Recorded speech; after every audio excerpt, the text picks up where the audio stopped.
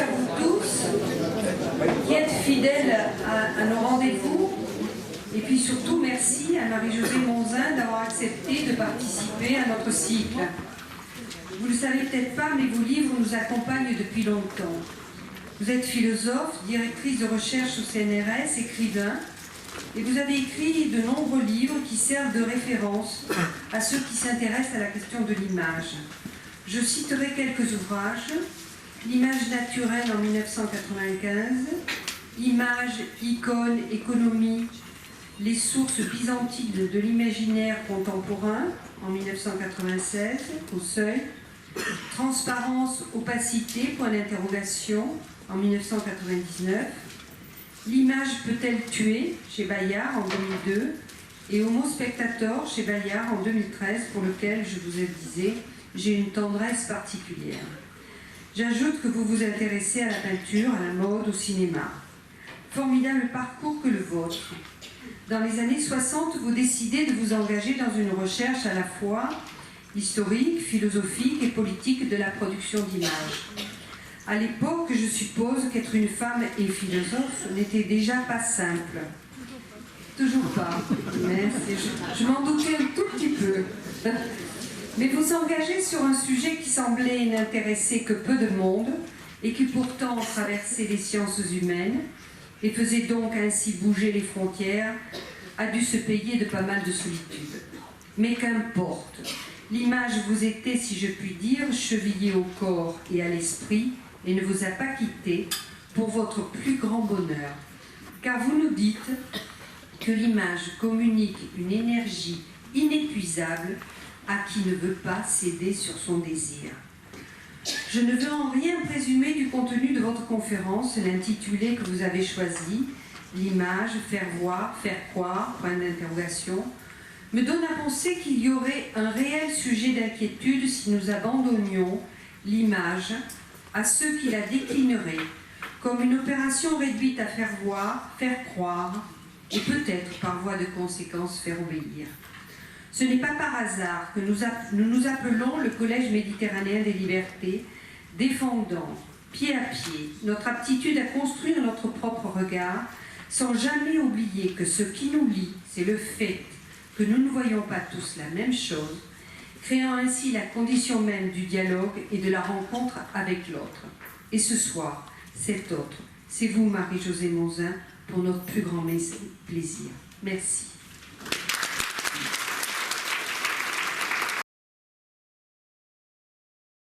C'est bon, ouais. Écoutez, merci beaucoup pour cette présentation généreuse et amicale. Je vais ajouter, et pas pour me flatter, qu'il y a un livre que vous n'avez pas cité, auquel je tiens beaucoup. Parmi les livres que vous n'avez pas cités, celui que j'aime le plus, c'est un petit livre. J'y tiens parce qu'il a pour moi une signification importante. Il s'appelle « Qu'est-ce que tu vois ?» C'est un livre que j'ai fait avec des enfants. J'ai passé 2 ans en école primaire, il n'y a pas longtemps. CE2, CM1. Et pendant ces 2 ans de compagnie des enfants en école primaire, qu'est-ce que tu vois? Ils m'ont dit ce qu'ils voyaient. Et je les écoutais beaucoup. Et c'est un livre. Voilà, c'est moi qui l'ai fait évidemment, mais c'est eux aussi qui l'ont fait. Et j'y tiens beaucoup parce que ils ont dit des choses magnifiques que j'ai consignées, transmises dans ce petit livre. Et entre autres, au milieu des entretiens qu'on a eus, il y avait un moment où un des enfants, j'en ai vu beaucoup, hein, j'étais obligée pour faire le livre de créer une fiction, on est 2 personnages. Un enfant me dit « je veux être photojournaliste ». Et nous avons eu avec toute la classe, c'était en CM1, une discussion, c'est quoi devenir photojournaliste, et peu à peu, ils ont dit, et l'un d'eux particulièrement actif, celui qui voulait être photojournaliste comme Tintin, mais en bien mieux, c'était qu'il fallait qu'on le croie, parce que même s'il se trompait, il ne voudrait tromper personne. Et je trouvais ça, voilà. Voilà, je dirais ce que j'ai vu. Évidemment, j'aurais pas tout vu, mais voilà. Et c'est pour ça, c'est parce que je vais revenir vers cette question de la fiabilité, auxquelles les enfants sont extrêmement sensibles. Hein. Qu'est-ce que c'est que donner sa parole, ne pas tromper et ne pas être trompé c'est une question vraiment cruciale aujourd'hui. Donc, voilà, je voulais le signaler en hommage à ces enfants qui m'ont vraiment aidé à avancer. Merci de cette invitation, je suis impressionnée par votre assemblée et je sais que je viens parler et placer un peu ma parole et mon travail dans une région où il y a de la souffrance politique réelle. Donc, je suis très sensible à notre rencontre. L'état d'urgence, c'est l'état d'urgence de la pensée. Les autres états d'urgence ne m'intéressent pas. Je voulais ouvrir la question de l'image, du voir et du voir, en revenant sur une question brûlante de l'actualité, qui est un débat qui s'est ouvert, qui s'est ouvert il y a peu de temps et dont vous avez forcément eu connaissance, et vous verrez sans doute le film, puisqu'il est passé de l'interdiction de moins de 18 ans à moins de 16, donc il sera dans les salles. C'est un débat sur le film qui s'appelle Salafiste.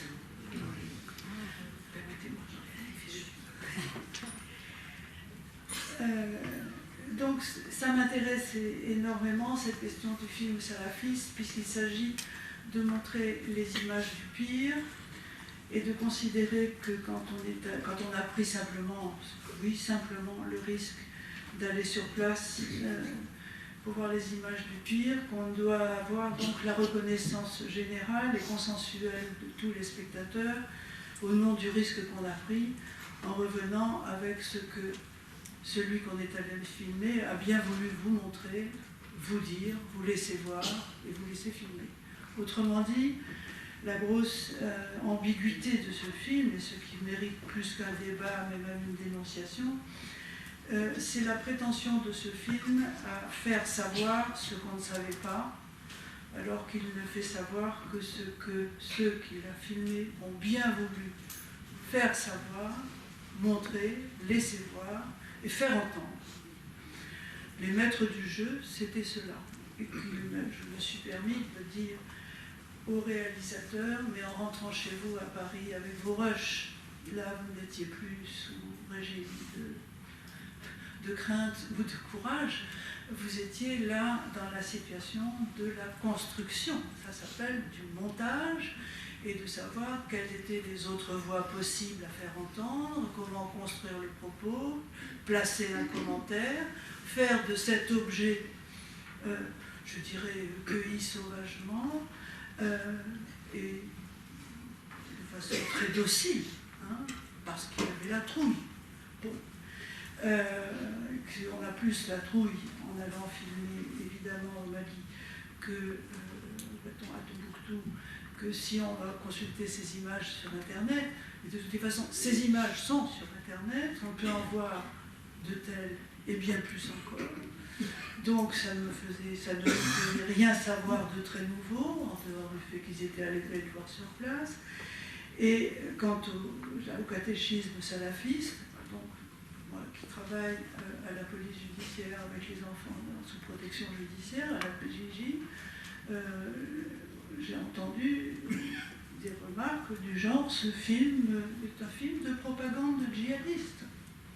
Tellement le réalisateur disait: nous avons fait ce film sans commentaire pour que le spectateur voie les images à l'état brut, ce qui m'a fait dire au réalisateur: si l'on monte, je ne sais pas ce qu'est une image à l'état brut, sauf quand elle s'adresse à des brutes, ce que nous ne devrions vraiment pas être, et nous serions reconnaissants de ne pas nous considérer comme tels, mais les images sont toujours faites par des mains humaines, et construite, qu'on le veuille ou non, cadrage, montage, il faut répondre de ce qu'on a fait. Et il n'est pas vrai qu'en montrant quelque chose qu'on appelle brut, ce qui est déjà faux, que l'on donne toute liberté au spectateur de construire son opinion. Car la seule construction qui a lieu dans ce film, c'est la construction haïssable de personnages, d'un certain nombre de personnes qui, nous, mais pas seulement nous, mais qui sont eux-mêmes pris dans une économie psychique de la haine, idéologique de la haine, et que cet objet n'est fait que pour faire de façon les transformer de façon symétrique de notre côté en objet haïssable. Et quand on entend à l'écran qu'il faut faire régner une justice œil pour œil, la réponse de ce film, c'est d'accord, dent pour dent. Donc, cette espèce de symétrie est dramatiquement très inquiétante et même toxique. Et il se trouve que quand Madame la ministre, à l'époque, Fleur Pellerin, a été sollicitée pour avoir un avis pour la commission de classement de ses films sur ce film, elle a trouvé de bon ton de dire que ce film serait interdit au moins de 18 ans, ce qui a mis évidemment le réalisateur dans une situation de rage considérable, non pas pour des raisons politiques, pour des raisons financières. Il faut savoir que interdit au moins de 18 ans, il ne serait pas vu dans les salles, il ne serait pas vu à la télévision, pardon. Or, il fallait qu'il soit à la télévision, d'autant plus que France 3 était partenaire financier, bon, bref.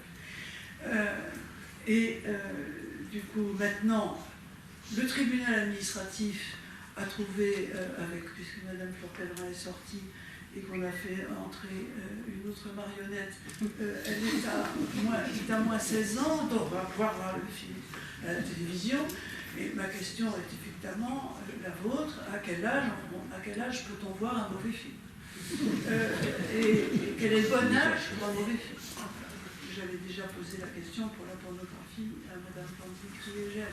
Quel est le bon âge? Bon, donc, la question de l'image,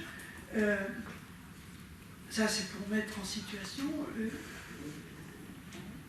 ce film ayant été salué d'une façon absolument surprenante et scandaleuse par Claude Lanzmann, qui était quand même le constructeur du hors-champ le plus prodigieux avec le film Shoah, à savoir parler pendant 7 heures d'un événement sans montrer, et en décidant même de ne pas montrer le pire, qui tout d'un coup, pour des raisons sans doute d'âge, dit, excusez-moi, mais je ne peux pas dire autrement, parce que M. Lanzmann est quelqu'un d'extrêmement important dans l'histoire du cinéma, vraiment important.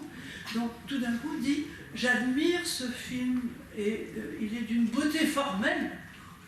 Là, on se dit, où va-t-on? C'est dire à quel point l'affaiblissement mental de quelqu'un peut le conduire à rejoindre le camp de la haine, pour des raisons alors d'une certaine évolution politique de sa pensée, malheureusement, puisqu'il réduit ce film à, vous voyez comment les musulmans détestent les juifs. Voilà.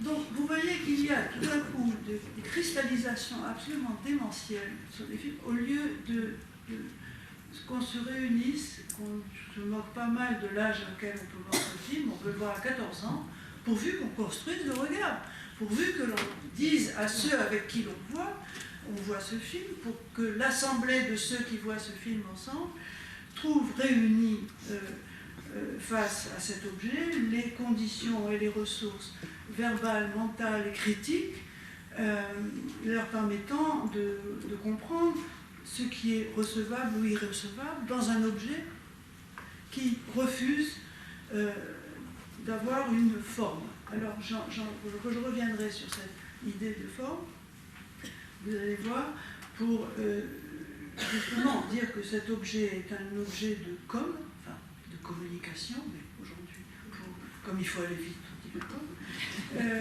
parce que même communication, c'est trop long à dire. Donc, cet objet de com qui est là pour choquer les sensibilités et créer ce que j'appelle, enfin, ajouter et alimenter ce que j'appelle une phobocratie, un gouvernement par la terreur, qui justifie évidemment l'état d'urgence, et voilà. Ils répandent la terreur et ils ont réussi, nous sommes terrifiés, et le sujet de la terreur est en même temps le sujet de la haine, évidemment. Celui que l'on convainc qu'il va être tué et que la mort est à sa porte n'a qu'une envie, c'est d'être armé, et à son tour de pouvoir tuer. Et si j'ai parlé de la façon dont la position de Lanzmann m'a choquée, c'est parce que précisément nous avons hérité de ce très grand cinéaste une exigence face aux images du pire, qui est celle de la construction du hors-champ. Qu'est-ce que c'est qu'un hors-champ? Qu'est-ce qui, dans le choix du cadre et du montage, fait que dans ce que l'on vous donne à voir, on vous fait comprendre ce qu'on a choisi de ne pas montrer? C'est quand même capital. C'est le rapport donc d'une articulation singulière et décisive de visible avec l'invisible. Comme le disaient ces enfants que je citais tout à l'heure, quand je suis à la télévision, est-ce que c'est une fenêtre sur le monde? Ben non, parce qu'une fenêtre, dans une fenêtre, je peux toujours me pencher pour voir plus que ce que je vois. Si je suis dans ma chambre, me disait-il, et que je vois par la fenêtre, je verrai uniquement ce que le cadre de la fenêtre me permet de voir. Mais si je vais à la fenêtre, je me penche et je vois au-delà du cadre. Je peux tout d'un coup déployer mon regard à 180 degrés ou monter à la terrasse et voir à 360. Autrement dit, la télévision et l'écran. L'écran n'est pas une fenêtre sur laquelle on peut se pencher. La seule façon de voir ce que le cadre ne montre pas, c'est la charge de celui qui produit les images, de celui qui construit le hors-champ. Et comme le dit Jean-Louis Comolli lorsqu'il prépare un documentaire, j'ouvre un cahier des charges et j'écris tout d'abord ce que je ne vais pas montrer, ce que je ne vais pas filmer. Ça a animé tout le travail qu'il a fait sur Marseille, sur la PACA, sur le FM, sur lequel je reviendrai plus tard. Le renoncement au hors-champ, le renoncement au point de vue, voilà qui fait de cet objet, sujet d'un débat, un véritable croix de désespérance, parce que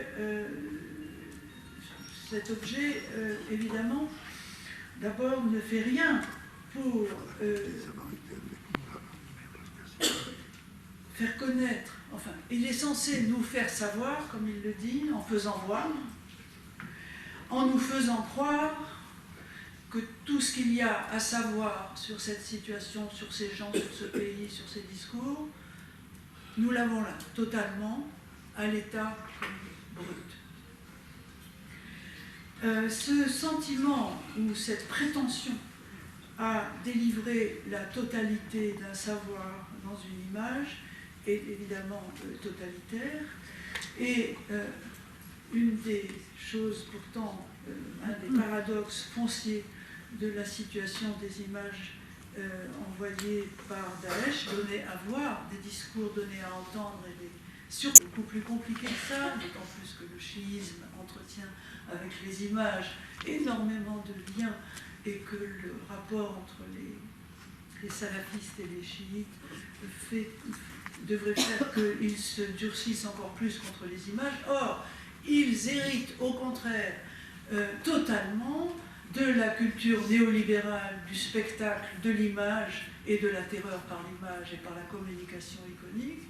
C'est donc que ces barbares, comme on les appelle, sont peut-être notre miroir, c'est-à-dire sont dans une situation spéculaire de renvoi de l'image, et ça a commencé pas le 13 novembre, ni le 8 janvier, ça n'a pas... le 11 septembre a été l'avertissement et l'indication fondatrice de la détermination de ceux qui s'opposaient au monde dit occidental, d'entrer dans cette guerre, ou dans tous les cas de livrer un combat et une lutte à mort, s'il le faut, avec un monde dont ils adoptaient toutes les règles et tous les codes. Toutes les règles néolibérales du point de vue économique. Vous savez que quand même l'État islamique, Daesh, fonctionne essentiellement sur des flux financiers absolument considérables qui sont ceux sur lesquels le monde occidental fait aussi son blé, à savoir le commerce des armes, celui de la drogue. Et maintenant, les Daesh est un des partenaires majeurs dans le marché de l'art, dans le marché offshore de l'art, dans la banlieue de Genève, dans des lieux où les œuvres soi-disant détruites ou les objets de leur prédation sont transportés hors la vue, invisiblement, dans ce marché offshore, et que il y a véritablement un marché invisible de l'art dont ils sont les participants. Donc, faire ignorer tout, ne pas construire un objet qui fasse comprendre la dimension spéculaire, la réponse du berger à la bergère, je dirais, dans cette guerre à mort entre des blocs qui utilisent les mêmes ressorts du pouvoir, qui sont, comme je viens de le dire, la finance et, d'autre côté, l'image. L'image, le spectacle, la mise en spectacle, la mise en scène, le cinéma. Le cinéma hollywoodien, le cinéma bollywoodien, et dans les images répandues par Daesh dans les réseaux sociaux, vous savez sans doute, peut-être, ça dépend de l'intérêt que vous portez au cinéma et à ces images, un très grand nombre maintenant sont mises en scène et sont des fictions, c'est-à-dire qu'ils ont véritablement des boîtes de production et ils font jouer à des acteurs qui peuvent être des victimes comme des bourreaux, les rôles de bourreaux, de victimes, et ils mettent en scène, il y a de véritables fictions, c'est-à-dire qu'il faut déjà avoir un regard un peu cinéphilique et cinématographique et connaître les références pour repérer ce qui a été pris à la va-vite de façon sauvage, sans montage, et ce qui au contraire fait l'objet vraiment alors là d'une construction extrêmement élaborée, ciblée, pour provoquer une communication de la terreur et de la peur. Voilà. C'est véritablement spéculaire, hein, c'est une construction en miroir qui, de la part de sociétés dites aniconiques, montre que l'image a gagné planétairement, y compris dans des régimes monothéistes qui devraient traditionnellement, et d'ailleurs officiellement, se donnent pour des ennemis de ce monde, alors qu'ils en adoptent tous les codes, toute la violence, toute la brutalité et toutes les stratégies dites de communication. Alors, sur cette... je disais que l'ouverture de cette guerre qu'on appelle maintenant guerre des images, guerre entre les spectacles, qui est d'ailleurs la conséquence de ce que quelqu'un comme Guy Debord avait déjà prévu, en pensant que la mondialisation du capital serait en même temps la mondialisation des gestes les plus spectaculaires, et que lorsqu'il a parlé de la société du spectacle, c'était pour indiquer que la mondialisation du capital serait en même temps la mondialisation de son spectacle même. Depuis le 11 septembre, donc, le coup d'envoi a été donné de dire nous créons un véritable spectacle mondial de votre destruction à travers un symbole ou une destruction. Et je vous rappelle, sans pouvoir l'analyser maintenant parce que je vais passer à la deuxième fois, mais vous rappelez malgré tout qu'un très grand créateur, un artiste, qui s'appelle Stockhausen, avait, je crois, c'est le 16 septembre, fait une déclaration publique dans la presse allemande en disant qu'il avait assisté au 11 septembre comme à une performance artistique. Que cette déclaration extrêmement choquante a hérissé le poil de tout le monde, parce que tout le monde était dans un état de stupeur et de tremblement face à cet événement meurtrier. Mais qu'est-ce qu'avait voulu dire Stockhausen? C'est, je pense, si on y réfléchit au fur et à mesure des années qui ont passé depuis ce 11 septembre, c'est la confiscation des régimes fictionnels par les ennemis de l'Occident, enfin, de ceux qui se présentent comme les ennemis de l'Occident.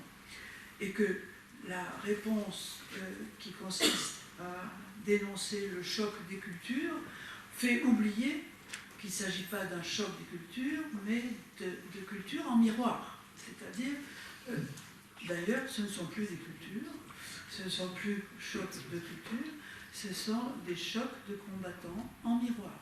C'est une situation spéculaire dans laquelle les artistes, et Stockhausen prenant, je dirais, pour moi, je l'ai analysé comme une parole traumatique d'un artiste qui presque, dans le sillage de ce que Adorno avait dit après la Shoah, après la Shoah, on ne pourra plus créer d'œuvres d'art, il n'y a plus d'art possible.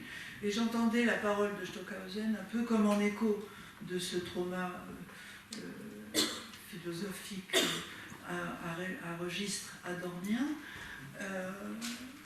Après un tel spectacle, Stockhausen disait « Nous, musiciens, nous n'aurons jamais pu montrer ni faire entendre à 4 milliards de gens la même chose au même moment. » Voilà. Comme si ce phénomène de la mondialisation atteignait dans les forces vives la puissance créative, la puissance de réponse des énergies des artistes. Parole traumatique, parole de souffrance, qui a été considérée comme scandaleuse. Je crois qu'il valait mieux, en tous les cas, il nous intéresse davantage de la comprendre et de la travailler comme sous le régime de la confiscation possible par les forces antagonistes du néolibéralisme. Autrefois, il y avait 2 blocs, maintenant il n'y a plus 2 blocs. Le capitalisme a toujours eu besoin de fabriquer l'objet de sa haine. On n'arrive plus avec les communistes, on n'arrive plus avec les soviétiques. On est en train de réussir autrement. Mais c'est une chose qu'un philosophe avait très bien compris, qui s'appelait Cornelius Castoriadis. Savoir que le capitalisme a besoin de se fabriquer son ennemi. Et donc l'ennemi est là. Donc j'indique cela pour montrer à quel point, je dirais, si ce n'est pas l'image qui a gagné, parce que je préfère réserver le nom d'image à quelque chose qui nous laisse un peu d'espoir, si le spectacle mondial de la terreur, de la violence et de la barbarie des 2 côtés a gagné, c'est sur un héritage tout à fait étrange sur lequel je voudrais revenir au cœur de ces paradoxes même, si vous me permettez, pendant une seconde séquence de mon propos. Comme vous l'avez entendu, j'ai travaillé pas mal sur la culture byzantine, parce que dans ce Moyen-Orient aujourd'hui si douloureux et si sanglant, il y a eu autrefois la mobilisation la plus passionnante et la plus passionnée sur la question des images. C'était dans l'Empire byzantin, et c'était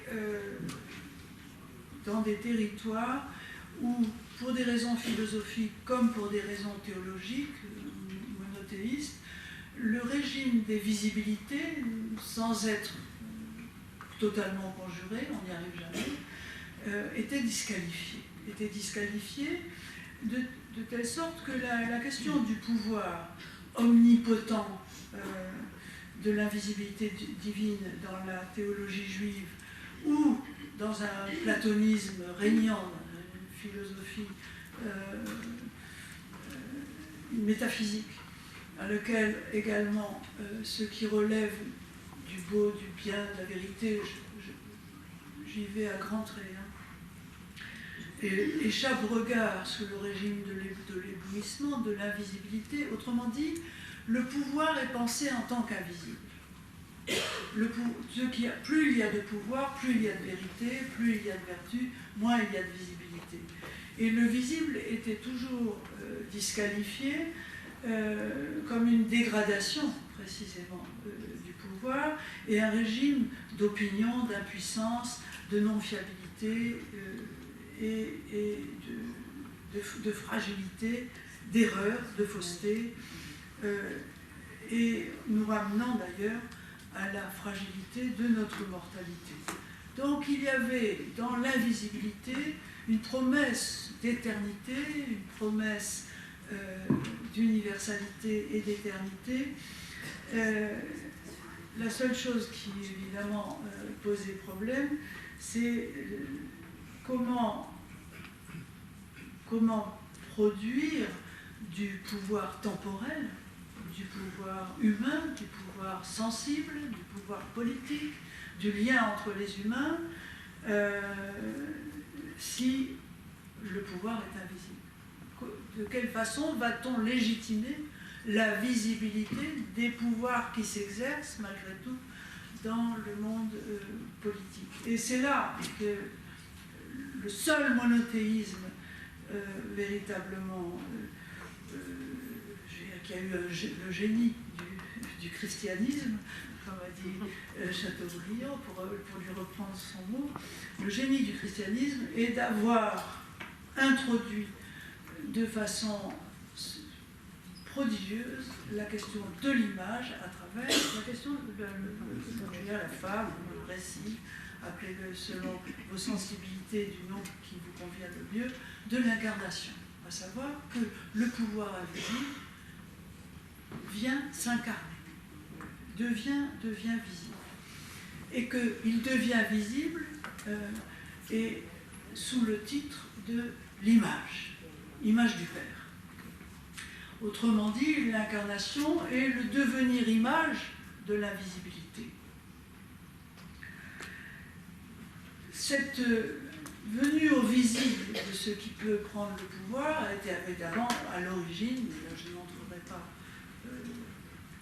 beaucoup plus avant, dans ce qui a permis de faire de ce récit incarnationnel et de ce devenir image de l'invisible, ce qui s'est construit du pouvoir temporel, historique de l'Église, comme institution, d'un pouvoir institué, enfin visible, l'Église visible, renvoyant par son pouvoir temporel à quoi? À l'autorité invisible. Donc tout d'un coup, on construit un écart entre l'invisibilité de l'autorité et la visibilité du pouvoir, ce qui permet de sauver l'invisibilité de la transcendance, tout en exerçant un pouvoir temporel qui se légitime en disant qu'il s'autorise de l'invisible pour exercer un pouvoir sur les corps, les esprits et les âmes dans un monde historique où des mortels ont besoin d'être non seulement sauvés, mais dirigés, orientés et rassemblés. D'ailleurs, le mot ecclésia disant bien qu'il s'agit de construire de la communauté et du lien. Ce choix pour l'image, sans entrer davantage, ce choix pour l'image se place sous trois bénéfices fondamentaux par rapport à ce régime du logos ou de la parole, davar, roi en hébreu, le régime de la transmission par la parole, de la révélation par la parole, ou celui du logos chez Platon. Les trois bénéfices qui mettent en faiblesse, je dirais, provisoirement le logos en tant que parole discursive. Les trois bénéfices de l'image sont désignés par les pères de l'Église avec une force qui ne s'est pas démentie depuis 2000 ans, à savoir l'image a une puissance émotionnelle que n'a pas le discours. Deuxièmement, l'image a une temporalité immédiate, une célérité et une immédiateté que n'a pas le discours. Voilà. Et l'image n'a pas de négation, l'image n'a pas de contradiction. Le discours, on peut toujours opposer un discours à un autre discours, il n'y a pas de contre-image. C'est d'ailleurs une question très intéressante, puisque encore récemment, des journalistes de France Télévisions me disaient, face aux images de Daesh, est-ce que nous pouvons produire des contre-images? Non. Il ne s'agit pas de construire des contre-images, il s'agit de construire la pensée de l'image et de voir comment, en construisant des images, on met en œuvre le travail de la pensée qui, elle, peut construire de la contradiction. Les images, il n'y a pas une image qui peut dire le contraire d'une autre image. Donc les pères de l'Église avaient vraiment saisi, je dirais, les énergies, la puissance et l'énergie de l'image sous ce triple régime de l'émotion, l'émotion du regard, le fait qu'une image vous émeut, du fait qu'elle le fait dans un temps qui n'a plus rien à voir avec la chronologie, elle le fait à la fois de façon immédiate et continue, et elle n'a pas de contradiction. Et de ce fait, n'ayant pas de contradiction, l'image a été, dans cette construction ecclésiale, l'instrument majeur de la croyance, du croire. Faire voir pour faire croire, c'est énoncer. Celui qui a vu et n'a pas cru est celui qui n'a pas su construire son regard. Il y a deux dramaturgies magnifiques dans les évangiles à ce sujet, auxquelles je me réfère très régulièrement parce que c'est super. Les compagnons d'Emmaüs et la situation de Thomas. La situation de Thomas, c'est le Christ lui apparaît après sa résurrection, donc l'image est là. Hein. Le corps a disparu, mais la chair est toujours vivante. La chair, c'est l'image. L'incarnation, elle est là. L'image apparaît et il doute. Et là, le Christ lui propose, alors qu'il a dit à une sainte femme, comme vous le savez, ne me touche pas, il dit à Thomas, mets tes doigts dans mes trous. Vous savez que quand on met un doigt dans un trou, on ne touche rien. C'est-à-dire, il y a là une espèce de chose tout à fait extraordinaire, c'est que le caractère non tactile, le fait qu'on ne puisse pas toucher l'image, on peut être touché par l'image, et le geste qui est convoqué est celui qui met le corps de l'incrédule, ou du mécréant, en demeure en état de crise, en état de toucher quelque chose qui lui échappe, n'est-ce pas ? Donc être touché par l'image, ne pas toucher l'image, et ce qui évidemment vient compléter magnifiquement ce scénario d'une image qui touche et ne peut pas être touchée, mais qui demande que l'on croit à ce que l'on voit, à condition d'accepter d'être en contact avec quelque chose qui ne se laisse pas capturer, attraper. Et magnifiquement illustré, enfin pas illustré, mais métaphorisé, c'est une dramaturgie, c'est quasiment un film, donc les compagnons d'Emmaüs, qui rencontrent sur un chemin cette image ressuscitée, et évidemment ne la reconnaissent pas. C'est quand même bizarre, ils ont quitté l'objet de leur amour et leur Seigneur depuis peu de temps, ils le rencontrent et ils ne le reconnaissent pas. Et donc, voilà les voyageurs. Mais ce qui est intéressant, c'est qu'ils sont trois. Il en faut deux pour construire du regard. Il faut de la communauté. Et allant marcher, ils arrivent à un endroit et là, on va partager la table.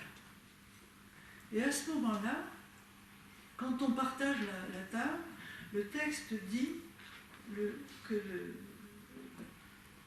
Jésus, enfin, qui est ressuscité, donc l'image, prend du pain, non pas pour réactualiser le scénario de la consécration, ça n'est pas un nouveau jeudi saint après Pâques, non du tout. Simplement, c'est sa façon de partager, ah Seigneur. Et le texte dit, leurs yeux se déverrouillèrent. C'est le mot de la serrurerie. Hein. C'est un mot de serrurier, le verbe grec. C'est-à-dire, quelque chose était verrouillé qui se déverrouille. La vision était aveugle, le regard est déverrouillé. Tout d'un coup, ils reconnaissent l'image. Autrement dit, la construction du regard se fait dans le partage, dans cette table qui devient la métaphore du partage des regards. Tout d'un coup, en fait, ils ne voyaient pas, tout d'un coup, ils reconnaissent. Et l'image est le lieu de la reconnaissance. Et en même temps, marqué du sceau de l'hospitalité, du partage. J'y reviendrai.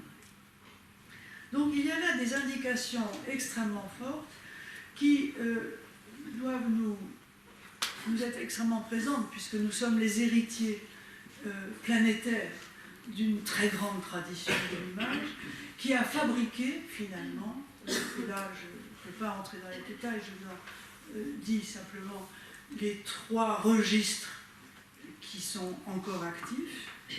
C'est l'image comme objet de communication, l'image comme objet d'information et l'image comme site de création, d'émancipation. Le pouvoir ecclésiastique a véritablement pensé l'image selon ces 3 régimes. Le régime de la communication et de la propagande, la foi devant être propagée, il faut que l'image aille vite et fort, sous le sceau de l'émotion, de la force et de sa puissance, dans un régime véritablement quasiment balistique, qui est celui de la propagande, dont la publicité a hérité, et dont d'ailleurs notre ministère, qui n'est plus de la culture mais de la communication, fait un usage absolument balistique et aveugle. Cette image communicante, effectivement, elle est là parce qu'elle, mettant en échec le régime de la parole et le régime même de la lecture, l'image appelée Bible des illettrés, donc considérant même que, vous savez qu'il y a eu une période où l'Église chrétienne a interdit la lecture de la Bible, et que la réaction de la réforme a été très animée par cette réhabilitation, requalification de la lecture de la lettre de la Bible et du Logos. Mais il y a eu véritablement une addiction du pouvoir ecclésiastique à la puissance de l'image comme mode de soumission, ce que vous avez rappelé, l'image, faire voir, faire croire, faire obéir, ou faire faire. L'image comme instrument de persuasion rapide, le plus rapide dans les flux, dont la propagande, la publicité et la communication des messages idéologiques est l'héritière la plus directe. La catéchèse, voilà, on y va, et les images sont là pour obtenir des résultats et pour avoir une efficacité pratique dans la consommation, la persuasion, la consommation, vraiment tout ce d'ailleurs contre quoi quelqu'un comme Platon dénonçait la sophistique utilisant la parole et les images, justement dans cette balistique, dans cette communication qui prend le pouvoir au mépris même de toute autorité. Quand ceux qui ont fait le film salafiste ont fait cet objet, ils se sont placés effectivement dans ce régime de la communication. Voilà. Nous vous montrons, vous pouvez bien croire ce que nous vous montrons. D'ailleurs, vous n'avez qu'à regarder, vous saurez tout, et vous ressentirez ce qu'il vous faut ressentir face à cela. Nous avons le pouvoir de vous convaincre et de vous faire haïr, entre autres. Tout autre est la question qui est le passage du faire croire à faire savoir. Ce que les pères de l'Église avaient parfaitement compris, et qui est indéniable, c'est que les images n'ont jamais rien fait savoir à personne sans avoir fait d'abord croire. L'image est par définition, par essence et par définition, objet de croyance. Seulement derrière ce mot de croyance, on a des registres très différents, des opérations extrêmement différentes. Parce que derrière croyance, vous avez un régime de crédulité, un régime de fiabilité, qui a à voir avec la vérité ou la non-vérité de ce que l'on vous fait croire. Je vous rappelle une phrase terrible de Raymond Aron, à qui l'on demandait à la fin de la guerre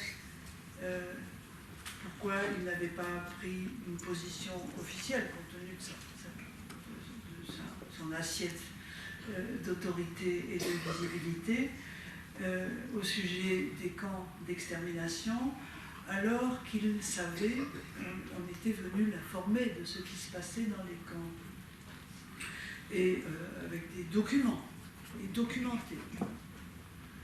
Et il a eu cette phrase terrible, mais d'une intelligence formidable.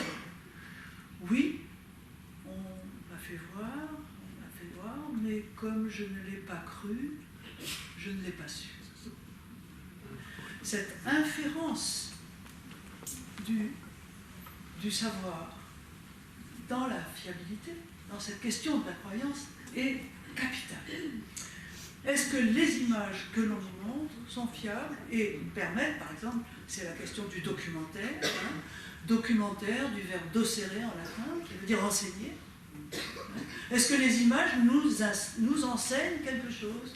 Quand elles nous font croire, sont-elles fiables, de telle sorte que je peux dire ce que vous m'avez montré, je peux dire que maintenant je le sais, dans son cadre, avec sa relativité, sa relativité, c'est-à-dire la possibilité d'erreur, sa partialité, comme le dit Jean-Luc Godard, les images veulent tout montrer, que veut le cinéma tout, que fait le cinéma, que veut le cinéma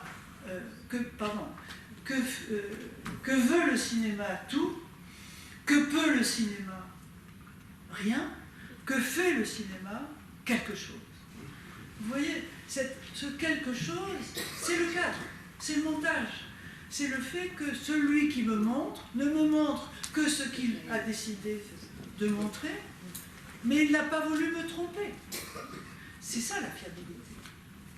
Il me fait savoir ce que lui a compris ou veut me faire savoir. Donc je sais ce que lui me transmet de ce qu'il a vu ou non vu, compris ou non compris, les questions qu'il se pose, etc. Ça s'appelle l'information et pas la communication. Si les choses étaient justes, la meilleure chose qui pourrait nous arriver, c'est d'avoir un ministère de la culture et de l'information. Parce que dans l'information, il y a le mot forme et pas communication. Dans le mot forme, ça veut dire qu'on donne une forme, on répond de la forme que l'on donne à ce que l'on montre. Et donc on est responsable de la forme. On fait des choix de cadrage, des choix de montage, des choix de parole, des choix de commentaires. C'est-à-dire, informer, c'est donner une forme, et c'est donner à celui à qui l'on s'adresse la capacité de former à son tour, d'être informé, donc formé. Donc il y a dans l'information le préalable ou incompris, une éducation, une construction du regard qui s'adresse à la pensée, car il n'y a que la pensée qui est sensible à la forme. Donc ce registre de la forme a été aussi pensé par le monde ecclésiastique, de telle si on s'intéresse un peu à l'histoire de la théologie chrétienne, il y a de véritables mobilisations de la réflexion entre la croyance, la foi, le savoir et la raison, le rapport au livre, des choses d'une façon qui a été critique, qui a été tendue, qui a été guerrière, qui a été meurtrière, mais qui n'a jamais cessé de travailler ce monde ecclésiastique qui,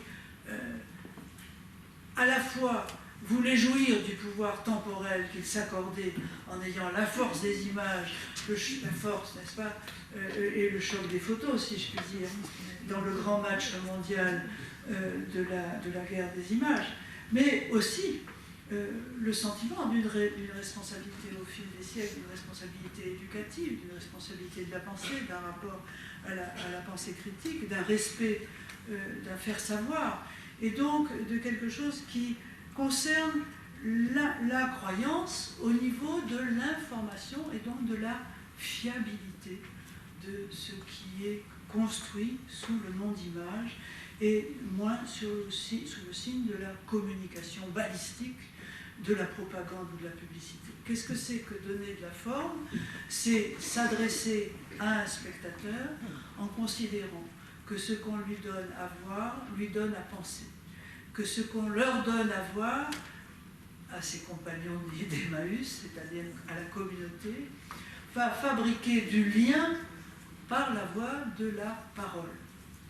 Par la voie de la parole. C'était un moment important dans ma formation philosophique que la rencontre avec quelqu'un qui s'appelait Jean Toussaint de Santi, qui nous a quittés il y a maintenant un certain nombre d'années, et avec qui j'avais longuement collaboré après sa mort, j'ai fait un objet d'hommage à ce philosophe sous le titre « Voir ensemble ». Et Jean Toussaint de Santi, dans une conférence qu'il avait faite dans mon séminaire, une conférence qui s'appelait « Voir ensemble », en réponse à un hommage que je lui avais rendu dans une conférence, parce que je lisais la philosophie avec lui, j'avais fait une communication que j'appelais « Lire ensemble ». Et il était venu dans mon séminaire « Voir ensemble ». Et au milieu de sa conférence, il y a eu cette locution formidable « Nous ne voit rien », au singulier. C'est-à-dire, quand on est ensemble, il n'y a pas un qui voit, il y a un nous à construire. Chacun, comme ici, chacun de là où il est, de la place où il est, avec l'histoire qu'il a, avec sa biographie, son aventure, sa souffrance, ses désirs, ses rêves, ses convictions, voit ce qu'il peut voir de là où il est. Chacun n'a qu'un point de vue. Mais on ne peut pas dire « nous voyons »,« nous entendons ». Chacun va voir et entendre. Le « nous » se construit dans l'échange de la parole. Et donc, Jean Toussaint de Santi avait construit sa très belle conférence, qui a donné ensuite l'occasion de ce livre que j'ai fait en hommage après sa mort, Voir ensemble, pour dire que le dessillement du regard, le déverrouillage du regard commun, le lien, se fait par le lien, le seul lien que nous ayons ensemble, c'est la parole. Nos yeux, nous n'avons pas un œil, nous avons chacun deux yeux, et chacun n'a que ses yeux pour voir et sa vie pour vivre. Nous ne partageons que la parole. C'est du fait du partage de cette parole que de l'espace et du temps peuvent être construits également dans le partage. C'est pourquoi je distinguais toujours les images qui prennent la parole dans la communication des images qui donnent la parole dans l'information. Les images qui donnent la parole, c'est-à-dire qui n'apprennent pas, qui ne sont pas pleines de messages, la catéchèse, la propagande, la publicité, la transmission, voilà ce qu'il faut savoir, voilà ce qu'il faut acheter, voilà ce qu'on nous vend, etc. C'est voilà venir vers vous le spectacle indécis d'une indétermination, de quelque chose qui fonctionne à la fois dans le visible et l'invisible, Et il n'y a que la parole qui puisse mettre en œuvre l'invisibilité qui habite l'image. Ce que les pères avaient très bien compris en appelant l'image du père logos, mais dans la pratique politique, parfois, on a besoin de faire passer à la trappe le langage, parce que c'est quand même pas mal de faire taire tout le monde pour se faire obéir. C'est agréable. Mais donc cette question de donner de la forme dans l'information, qui permet d'articuler le faire voir, le faire savoir, mais sur le régime justement de celui qui est fiable et qui construit l'image de telle sorte que cette image ne prenne pas la parole de ceux à qui il s'adresse, mais au contraire, sans univocité, au contraire, soit dans une indétermination maximum. Et j'ai toujours plaidé pour des images qui disent toujours une chose et son contraire, qu'on puisse faire dire aux images tout et son contraire, et le propre même de l'image. C'est donc bien la construction du hors-champ et le don de la parole au spectateur qui va mettre en place l'énergie vivante, l'énergie du lien entre ceux qui vont constituer ou non un « nous voyons », nous parlons, nous débattons, nous jugeons, nous pouvons aimer ensemble ou ne pas aimer ensemble, en tous les cas débattre ensemble de ce que nous aimons et de ce que nous n'aimons pas. C'était quelque chose qui avait beaucoup animé la réflexion d'une philosophe, Hannah Arendt, lorsqu'elle travaillait sur les textes de Kant, la critique du jugement, sur le jugement et le sens commun, et où elle avait, je ne rentre pas dans le détail de son rapport à Kant, mais simplement reprenant à Kant l'expression sensus communis, c'est quoi le sens commun? Qu'est-ce que c'est que le partage du sens, finalement? Qu'est-ce que c'est que le sens partagé dans la communauté? Eh bien, c'était, dit-elle, et elle insistait, le fait que les objets, pratiquement, vous savez, on dit souvent des goûts et des couleurs, on ne peut pas discuter.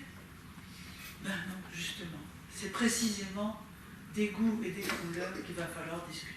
C'est très exactement, presque, sur ce qui est l'objet du débat. De coloribus et gustibus disputandum. Nous devons absolument débattre, nous disputer, faire travailler la contradiction. Parce que la contradiction, il n'y a pas une image contre une autre image. La contradiction, elle est dans l'image. Elle est là, elle nous invite au débat. Elle nous demande de dire ce qui va et ce qui ne va pas. Le recevable et l'irrecevable. Le fiable et le non fiable. L'abus de pouvoir. L'absence d'autorité. L'absence d'autorité. Autorité du savoir, oui. Mais dans le mot autorité, vous entendez un mot qui m'importe encore plus, qui est l'auteur. Qu'est-ce que c'est qu'un auteur? Benveniste, dans son travail sur l'origine des mots qui construisent une culture, s'intéressait au mot auctor, qui vient du verbe latin augere, augmenter, faire accroître, faire croître.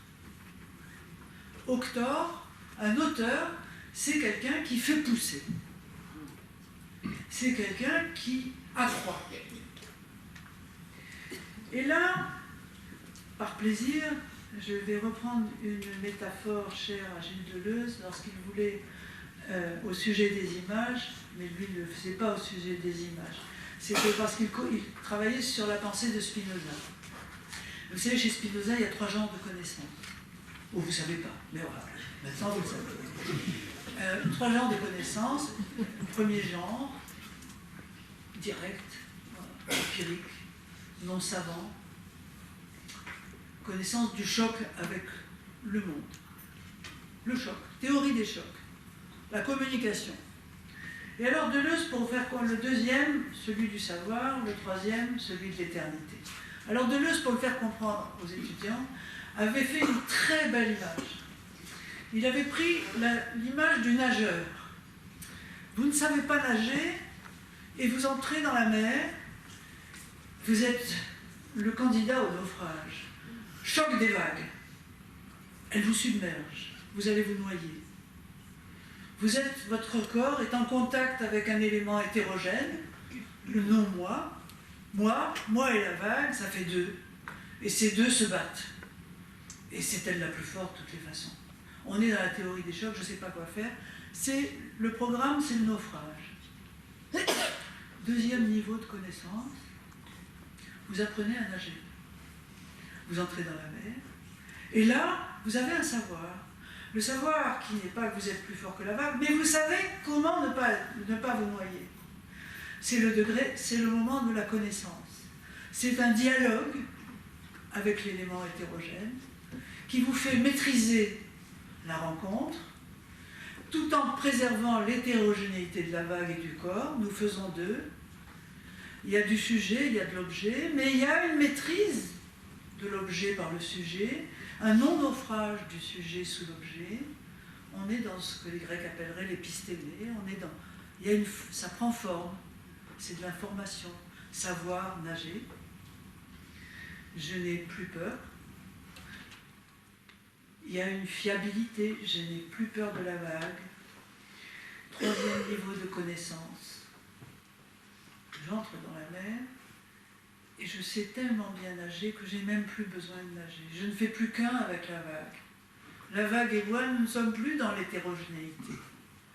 Et quelque chose tout d'un coup m'enveloppe, immanent, je deviens immanent, quelque chose vient de la vague, et alors c'est très beau d'avoir choisi la vague, parce que la vague, justement, se gonfle et me communique ce que Spinoza appelle l'accroissement de ma puissance d'agir. L'accroissement de la puissance... Spinoza parlait des passions, les passions tristes sont celles qui diminuent ma puissance d'agir, les belles passions sont celles qui accroissent ma puissance d'agir. C'est quoi une belle passion, une belle émotion? Alors c'est là que je retrouve les images dans ce qu'elles peuvent tout d'un coup communiquer par leur forme au corps, à l'émotion, en établissant avec moi un régime émotionnel d'union. Il y a presque une sorte de, je dirais, presque de philosophie extrêmement orientale, un peu zen, n'est-ce pas? Tout d'un coup, si vous avez lu Érigel, le tir à l'arc dans le bouddhisme zen, où tout d'un coup la flèche part et va au bout de la cible sans qu'on n'ait rien fait. Enfin, il y a le non-agir, parce que l'accroissement de la puissance d'agir rejoint le non-agir. On est vraiment dans le troisième genre de connaissance, et on n'est plus dans la temporalité du savoir, on est dans l'éternité. Alors, on n'est pas immortel, ne confondez jamais l'immortalité. Nous sommes tous mortels. Là-dessus, vous le savez, il faut toujours le rappeler parce qu'on l'oublie, nous allons tous mourir ici. Mais nous avons tous accès à chaque instant à l'éternité. Et ça, c'est la beauté de Spinoza. Et c'est la beauté de l'art. C'est la beauté de la création. C'est-à-dire que ce qui, évidemment, m'intéresse, moi, dans le régime créatif des images, lorsqu'elles ne sont ni communication, ni information, mais qu'elles rentrent avec courage dans le régime de la fiction, ce malheureux, c'est inimaginable pour ce malheureux auteur de salafiste de se donner les droits à la création, c'est pas un auteur, quoi.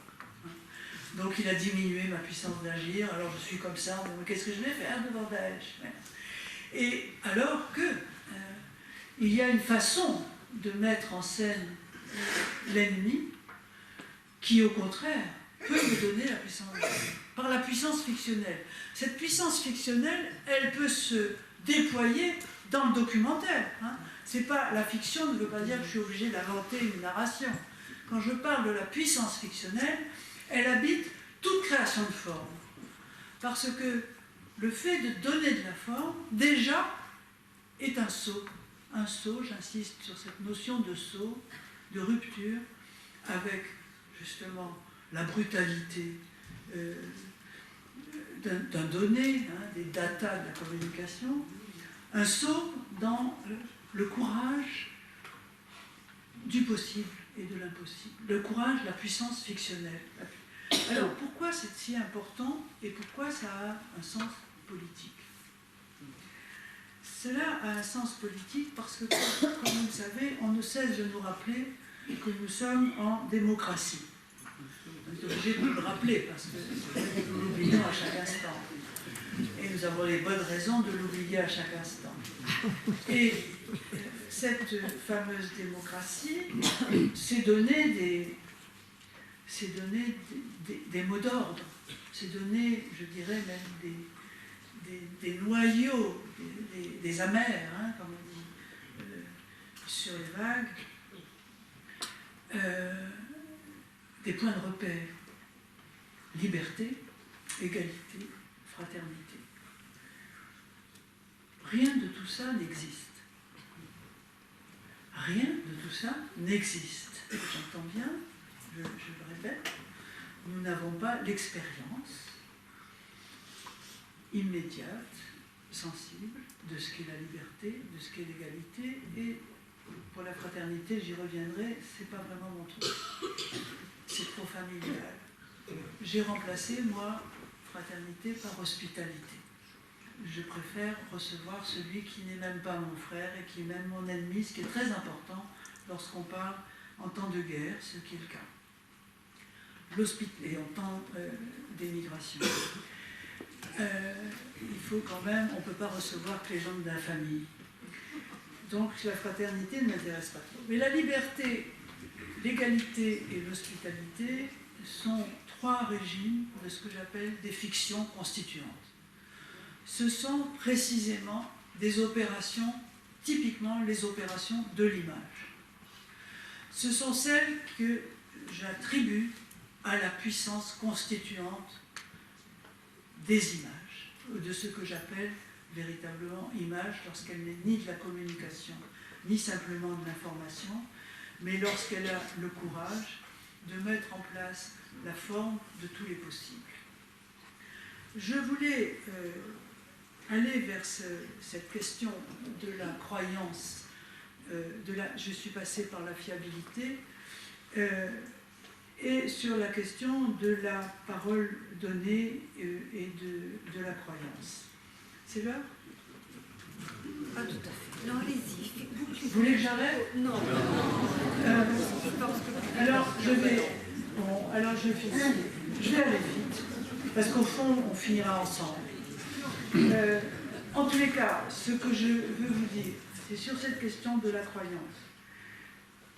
Je vais d'un mot vous dire, quand je suis avec les gamins de la PJJ, et qu'ils me disent, ils sont à la PJJ, donc c'est-à-dire ils sont mineurs, ils ont fait des très grosses bêtises déjà, ils iront peut-être en prison après 18 ans, mais en tous les cas, là, ils sont en semi-liberté. Quand je leur demande ce qu'ils regardent, on ne regarde pas la télévision. Pourquoi on ne regarde pas la télévision? Parce qu'on n'y croit pas. Ça nous trompe complètement, on nous manipule. Qu'est-ce que vous regardez à la télévision? Des films, des séries, mais même... voilà. Et sur comment vous vous informez sur le monde? YouTube. On ne regarde jamais la télévision. La télévision nous trompe. Je veux dire qu'on nous manipule, on nous trompe, on nous ment. Il y en a même un, et pas des moindres, musulmans d'ailleurs, comme les trois quarts, même, vous savez, Daesh, ça n'existe peut-être même pas. Ils ont peut-être complètement fabriqué à la télévision. Et il y en a d'autres qui disent, mais non, t'as bien vu à YouTube. Donc, vous sentez qu'il y a véritablement une situation de crise de la confiance. Nous sommes dans un régime où personne ne tient parole. Le lien social, le contrat social, le fait de faire communauté, collectivité et vie politique, c'est-à-dire le lien entre nous, n'existe que sous le signe du contrat. Il n'y a pas de contrat qui ne se tienne sous le signe de la fiabilité, de la promesse. Parce que si ce que vous promettez un jour, vous le démentez et vous le trahissez, vous ne le tenez pas le lendemain, il n'y a plus de contrat social, il n'y a plus de lien social et il n'y a plus de vie politique possible. Quand on est dans un système où il y a un effondrement du contrat social, donc de la fiabilité, où la parole donnée ne veut plus rien dire, où l'image montrée n'est plus l'objet de la fiabilité, comme il faut du lien, on va le chercher n'importe où. Et c'est vrai que si on vous dit qu'il existe quelqu'un, même d'invisible, à qui vous pouvez dire « vous ne pouvez ni vous tromper ni nous tromper », c'est quand même assez reposant. Parce qu'on ne peut plus le dire à personne. Donc ce basculement de toute une communauté dans l'incrédulité, dans la défiance, dans la non-reconnaissance, disons le constat que personne ne tient promesse, que ce qui est dit et ce qui est montré est mensonger et du jour au lendemain peut se retourner. Voilà ce qu'il nous est à charge de reconstruire. Il nous est à charge de reconstruire un contrat de fiabilité. Si je vous montre une image d'un petit gamin mort sur une plage à Bodrum, en vous disant que cette image a modifié et renversé de façon complète et radicale l'opinion internationale sur l'immigration, et que le surlendemain on ferme les frontières, vous vous posez des questions. Mais alors l'image, mais alors la parole, mais alors les gestes. Il y a véritablement un délitement total. Et les industries de la communication fabriquent sans arrêt, comme ça, du faux. Du faux. Et cet effondrement de la fiabilité atteint en son cœur même les opérations fictionnelles. Parce que la fiction, maintenant, est confondue avec le mensonge. Au lieu d'être identifiée aux énergies créatrices, inventives, qui nous permettent de résister à l'ordre institué et au désordre mensonger auquel on nous sommet à tout instant. Comment construire la figure de l'ennemi? Alors, pour aller vite, parce que j'ai envie de vous donner la parole, je vous ai amené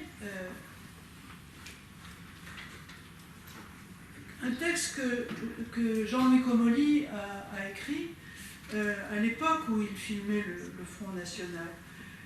C'est sorti dans Trafic. Comment filmer l'ennemi? Je vous donne sa conclusion de façon à ce que cette question que j'ai ouverte avec le film salafiste, savoir comment on nous montre, comment on fait de nous les sujets d'une absence de lien social, qui n'ont plus en commun que la haine, ou à qui on ne donne d'autres horizons que la haine et l'inhospitalité. Comment construire notre regard sur ce qui vient d'ailleurs? Quelles images doit-on nous donner? Dans quelles images allons-nous reconnaître la puissance des liens qui nous permettront et d'accueillir ceux qui viennent, et d'accompagner et de retenir ceux qui sont prêts à partir pour mourir ou tuer?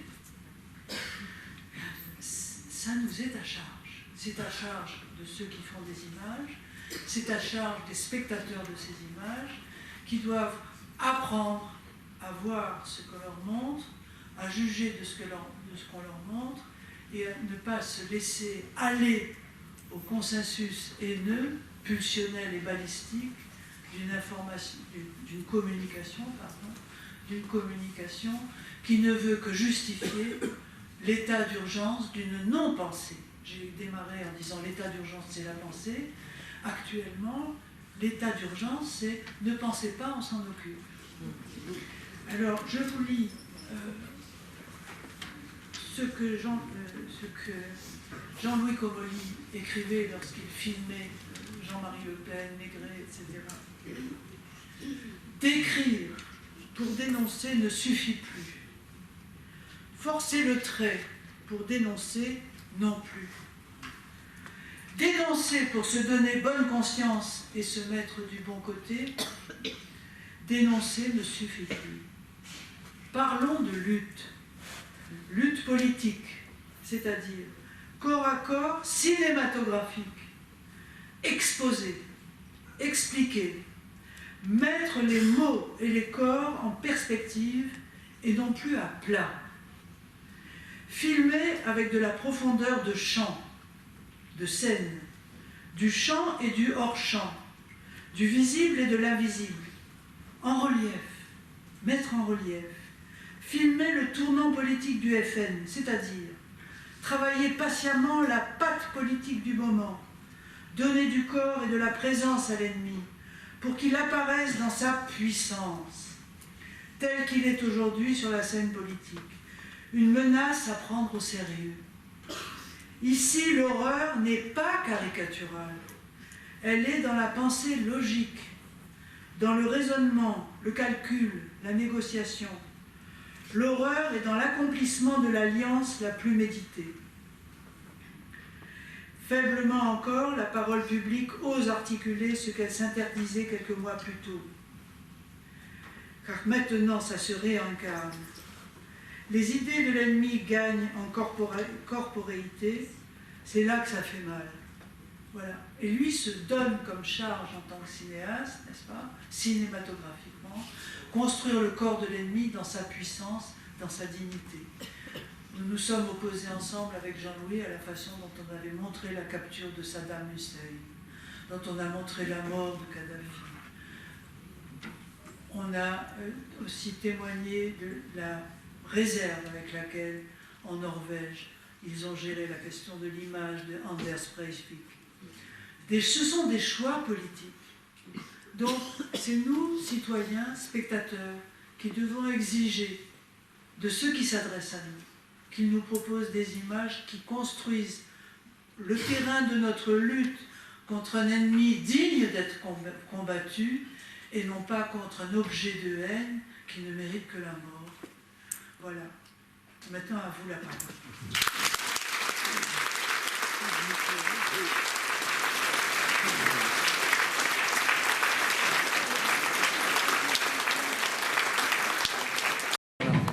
Par rapport à votre virulence sur le film Salafiste, la rencontre du film Salafiste, que je n'ai pas pu voir la semaine dernière à Paris parce qu'il n'est déjà plus à l'affiche.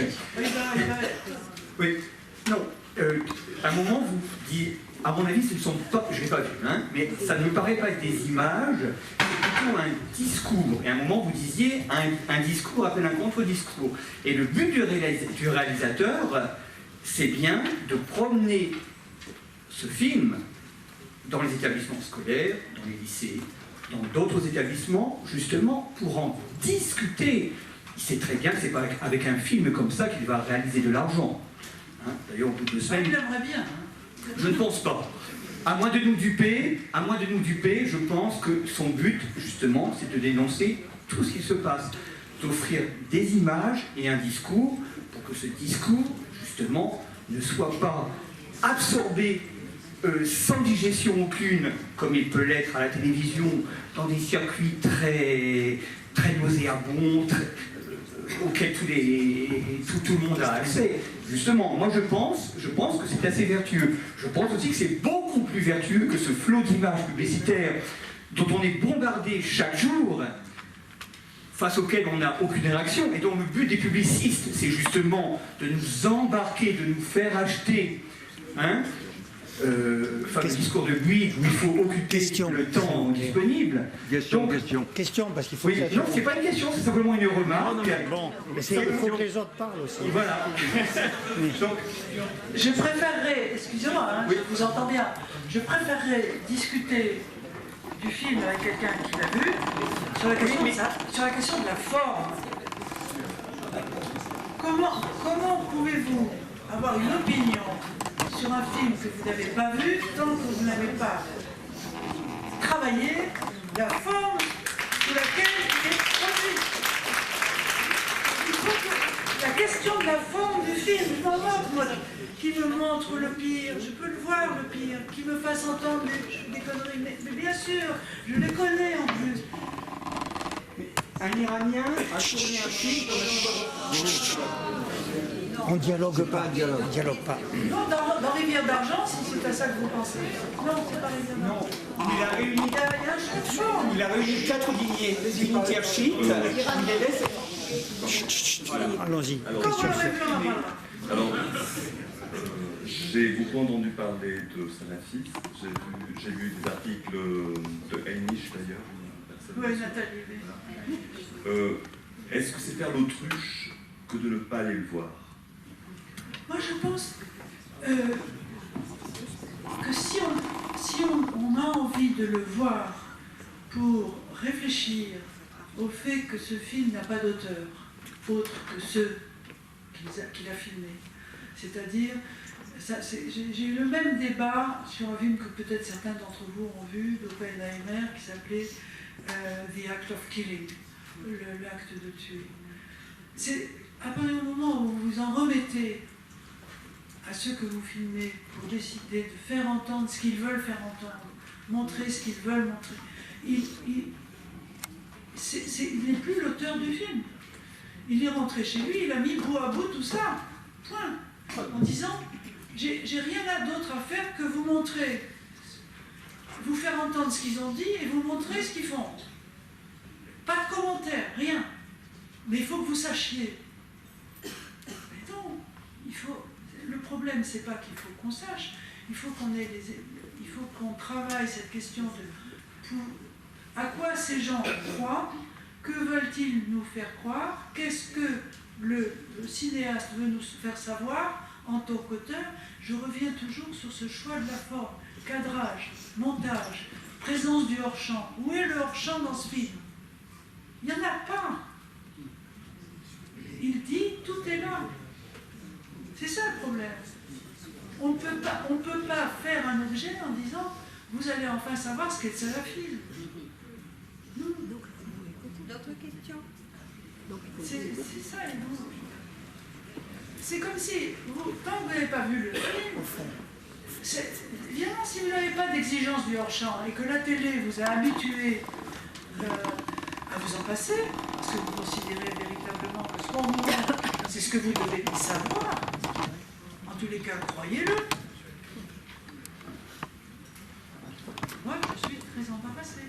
Je dis qu'il y a quelque chose de ma liberté, d'une part, et de mon exigence de compréhension, parce que nous devons répondre autrement à ces gens que sur le mode de l'inhospitalité et du choc des cultures.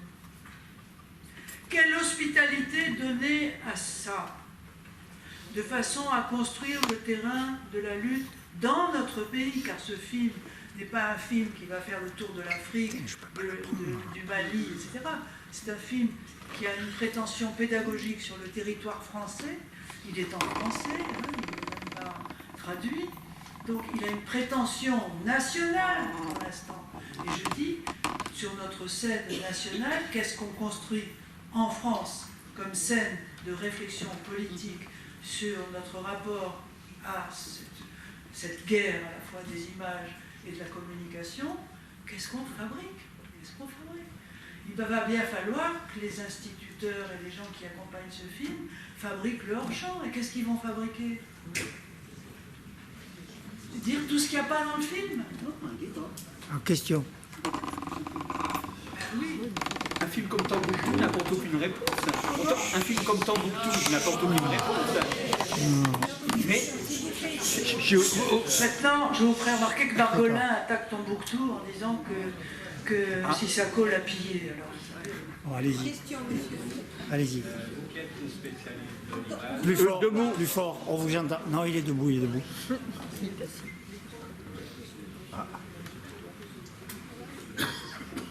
faut que le petit point rouge soit allumé. Oui. Non? Bien. Vous qui êtes une spécialiste de l'image, pour avoir une vue complète, avez-vous vécu ou interrogé des aveugles, des non-voyants, comme on dit, pour savoir comment ils voyaient leurs images imaginaires? oui, j'ai travaillé pendant 7 ans, presque 8, avec un enfant aveugle que j'ai vu grandir. Je l'ai rencontré, il avait 8 ans. On a travaillé, oui, même, moi j'ai 17 ans, c'est plus que ça, oui, je travaillais plus, moi il avait presque 20 ans. Oui, mon jeune ami, ça pouvait être mon fils, va au cinéma. Il est incroyable. Vous l'avez peut-être vu, c'est devenu acteur de cinéma maintenant, Melchior Derouet. Il est aveugle, il est acteur de cinéma, il était acteur de théâtre chez Ariane Mouchkine. Et j'ai travaillé avec lui sur les images parce que ça m'a apporté énormément. Il m'a beaucoup donné, cet enfant, quand il était adolescent. On a travaillé sur des films, sur des images, sur des photos. Et il me disait que les images, lui, il me disait que les images, il les recevait en plein plexus. Il les ressentait en plexus. C'était très intéressant, la puissance des images au cinéma. Il avait sa place choisie toujours au cinéma, 7e rang centre. Et il m'a dit, quand est arrivé le numérique, il a réagi très violemment, en me disant, depuis qu'il y a le numérique, ça me fatigue énormément. Et particulièrement dans les bandes annonces. Et donc il m'a dit, je crois que j'ai beaucoup gêné des gens, j'entendais des réflexions autour de moi dans les salles de cinéma, parce qu'il arrive avec sa canne blanche, il s'installe déjà. Et au moment, en toute la séquence publicitaire, prochainement, les pubs, il a gardé des avions, les caches qu'on met sur les yeux, il se met un cache sur les yeux parce qu'il disait que les ondes envoyées par le numérique des pubs et des bandes annonces, des films, les teasers, étaient d'une telle violence que s'il ne se protégeait pas les globes oculaires, il a une rétinopathie, il n'a plus de rétine. Son nerf optique est intact, mais il n'a plus de rétine. Que ce qu'il recevait était d'une telle violence que quand il n'était pas ce cache, il était trop fatigué pour voir le film après. Alors, vous allez me dire, voir le film, eh ben, quand il sortait des films, il venait me voir et il me racontait le film. Et j'étais stupéfaite. C'est quelqu'un qui recevait vraiment la question de l'image, mais vraiment. Je crois qu'il avait développé une véritable synesthésie totale sur l'espace. Il était très musicien. Quand il entrait, comme beaucoup d'aveugles d'ailleurs, quand il entrait dans une pièce, il pouvait vous dire la taille de la pièce. À la façon dont sa voix portait, il savait si c'était grand, petit, si le plafond était bas. Je sais parce qu'on a visité des appartements avec un agent immobilier. Et il dit, mais c'est quoi le coin de mur qu'il a? Les agents immobiliers totalement stupéfaits. Une synesthésie totale à l'espace. Donc la question de l'aveuglement, enfin de la cécité plutôt, c'est le plus juste de dire, la question de la cécité n'a strictement pas de rapport avec le statut de ce que j'appelle les opérations imageantes. Et je me l'explique, moi, alors, par la voie du travail que j'ai fait avec les psychanalystes, par le fait que les opérations imageantes chez le sujet qui vient de naître commencent avant même que les yeux s'ouvrent et voient le monde. Vous savez que les bébés qui naissent n'ont pas tout de suite la vision claire. En revanche, au niveau de l'audition, de la peau, de la tactilité, de l'audition, puis du goût par la nutrition, la bouche, ont des opérations imageantes. On construit, alors ce que Pierrat Aulagnier appelle les pictogrammes, ou l'imaginaire radical des pictogrammes. C'est-à-dire que quelque chose de la construction du sujet imageant est déjà mis en place avant que le sujet de la vision. Voilà. Et si cette séquence-là s'est passée de façon constituante et positive, quand la cécité se déclare, dans le cas de mon ami, elle s'est déclarée vers l'âge de 3 ans, la rétinopathie, à 6 ans, il était totalement aveugle. Il n'avait plus aucun souvenir de ce qu'il avait vu, et pourtant, il avait une sensibilité à l'image qui était prodigieuse. Et que moi, j'ai articulé à cette ontogénèse, c'est-à-dire au fait que dès sa naissance, l'accueil, l'hospitalité qui lui a été faite au niveau sensoriel, auditif et buccal, oral, lui a permis de construire un sujet imageant dont le sujet de la vision n'a pas fait le deuil lorsqu'il a perdu sa rétine. Donc c'est très passionnant de travailler avec le monde des aveugles, et que quand on compare la sensibilité imageante d'un aveugle comme Melchior Derouet, dont je vous parle, par rapport à la sensibilité imageante d'un autiste, par exemple, c'est très intéressant, parce qu'on retrouve justement dans la situation autistique qui a vécu qui laisse voir une pathologie qui touche beaucoup plus d'ailleurs le comportement et le rapport à la parole, à la communication et à la parole, montre que dans une structure autistique, on peut parfois, dans beaucoup de cas, et même la majorité des cas, retravailler les opérations imageantes depuis ce noyau archaïque qui est là et qui peut être accompagné, mais évidemment, aujourd'hui, on soigne les autistes avec des médicaments, du comportementalisme et autres gymnastiques balistiques, donc il y a des résultats, à force, on arrive à quelque chose. Mais c'est vrai que quand quelqu'un comme Fernand Deligny s'intéressait à la question de l'autisme, il mettait en œuvre tout à fait autre chose, c'est-à-dire il allait chercher au niveau de la racine des premiers moments archaïques de la naissance de l'autiste, il allait chercher ce noyau incorruptible d'une opération orale, sensorielle, auditive, qui fait que tout doucement il arrivait à recomposer de la sociabilité et du lien en travaillant avec ce qu'il appelait le sujet fossile. C'est très beau. Il y a une question là-bas. Une dernière question, parce que Je suis désolée d'avoir abusé. Non, on ne va pas abuser. Ben oui, parce que je vous en ai abusé. Je ne suis pas rendu compte, j'aurais dû mettre ma montre sur la table. Je crois que c'est pas une question évidente. Vous avez dit qu'il nous est à charge de reconstruire, en parlant de la crise de la confiance et de la parole.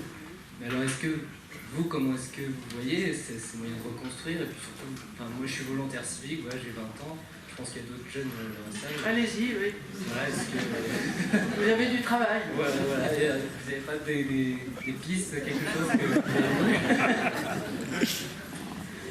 J'ai une immense confiance à tous ceux qui ont moins de 35 ans. Et à partir de CM1, pas de CE2, parfois c'est la maternelle. Mais vraiment, les énergies sont là. Et je crois vraiment. Vous voyez même, moi je vous parle de ces ados là dont je m'occupe, qui sont vraiment dans une situation de déréliction, de solitude et de fragilité colossale. Quand on leur donne du temps, vous n'imaginez pas ce qui se déclenche d'affect, de demande d'écoute, de demande de confiance, de déplacement, le déplacement du curseur de la fiabilité, tout d'un coup. Vous serez là, madame, la semaine prochaine, bien sûr. Comme si tout était miraculeux quand ça dure, quand il y a du temps. Et il reste 2h30 avec moi. Je sors et l'éducateur me dit, ils sont restés 2h30, qu'est-ce que vous leur avez fait? Rien, c'est eux qui ont parlé. Je n'avais rien fait. Vraiment, il faut y croire. Il y a chez tous les vivants, il y a vraiment quelque chose qui n'est pas perdu. Si vous n'y croyez pas, c'est vous qui êtes foutus.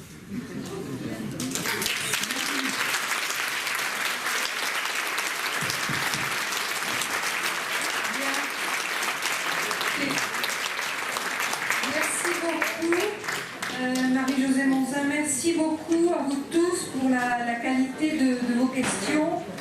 Cette histoire, cette question de l'image nous a amenés au cœur même de notre société et je vous remercie d'avoir posé la question et je crois qu'il faut vraiment se la poser maintenant. Qu'est-ce que nous allons faire?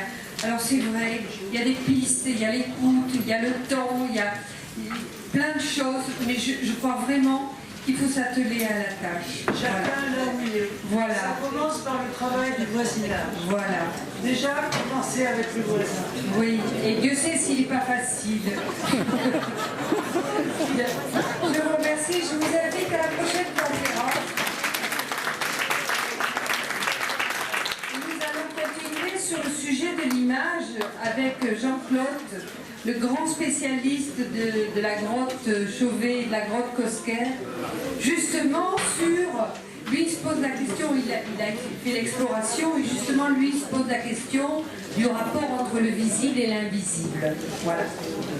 Écoutez, merci pour votre attention et à dans 15 jours. Voilà. Au revoir.